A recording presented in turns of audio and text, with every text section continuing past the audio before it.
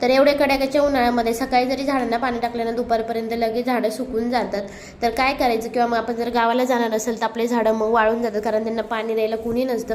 तर अशा वेळेस मी या नारळाच्या शेंड्या घेतलेल्या होत्या, त्या 1-2 तास पाण्यामध्ये अशाच भिजू घालायचे, म्हणजे ते पाणी शोषून घेतं आणि त्यामध्ये पाणी मुरतं.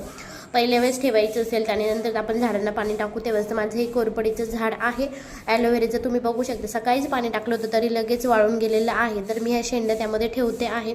शेंड्या व्यवस्थित ठेवायच्या तुम्ही, असं सर्व झाडांना हे शेंड्या ठेवल्या तरी त्यामुळे काय होतं, झाडाचा ओलावा टिकून राहतो आणि अजिबात झाडं सुकत वगैरे नाहीत. इथं मी सर्व शेंड्या ठेवून घेते झाडामध्ये. आणि गावाकडे जायचं असेल ना तर काय करायचं, एखादी बॉटल घ्यायची पाण्याची, तिथं सगळ्यांकडे असते, तिला छिद्र पाडायचं आणि त्या बॉटलमध्ये इयरबड्स घालायचं आणि असं तुम्ही बांधून ठेवू शकता. जर मोठं झाड असेल तर त्याला बांधता येतं, ते कोरपडीचं झाड आहे त्यामुळे त्याला बांधता येणार नाही.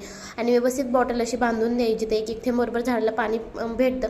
त्यानंतर तुम्ही पक्ष्यांसाठी तर बाहेर पाणी ठेवू शकता, त्यांना आंघोळ करण्यासाठी, पाणी पिण्यासाठी.